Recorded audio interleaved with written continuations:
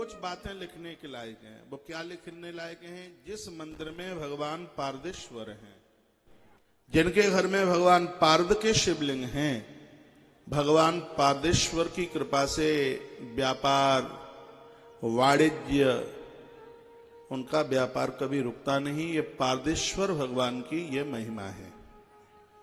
जिनके घर में स्फटिक के शंकर जी पूजे जाते हैं, ये विद्या वारिद हैं, ये विद्या देने वाले हैं। जो भी बच्चे पढ़ने में कमजोर हैं, मटरगस्ती करते हैं, पढ़ते नहीं हैं, स्फटिक के शंकर जी, हाँ बस असली मिल जाए, आजकल नकलापन ज्यादा है। स्फटिक के शंकर जी का महारुद्राभिषेक करने से क्रोध तो लोगों का शांत होता ही है, लेकिन विद्या की प्राप्ति होती है। एक पन्ना के शिवलिंग, इनका आराधन करने से, इनकी पूजा करने से व्यक्ति राजनीतिक क्षेत्र में एक बहुत बड़ा उत्कर्ष करता है, एक बहुत बड़ी प्रोग्रेस करता है। पुखराज के भी शिवलिंग होते हैं।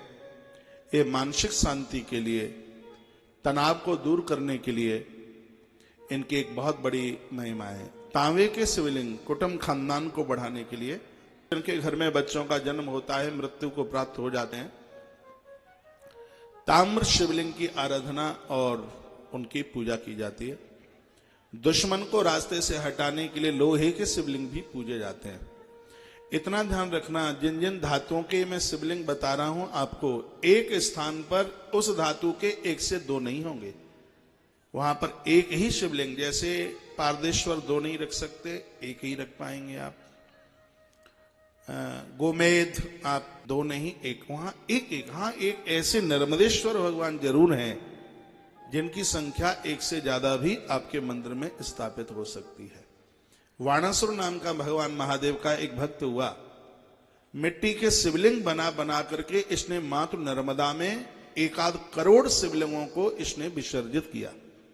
भगवान शंकर नर्मदा जल से प्रकट हो गए और कहा, वाणासुर को भक्त राज वरदान मांगिए, क्या चाहिए? वाणासुर रो पड़ा, चरणों में गिर पड़ा और कहा, भगवान 2 वरदान मुझे आपसे चाहिए। एक तो आपको मेरी राजधानी, मेरी नगरी सोड़ितपुर जाना पड़ेगा और वहां आप रहोगे, मैं आपकी सेवा करूंगा। भगवान शंकर ने इस बात को स्वीकार किया और उसको यह वरदान दिया।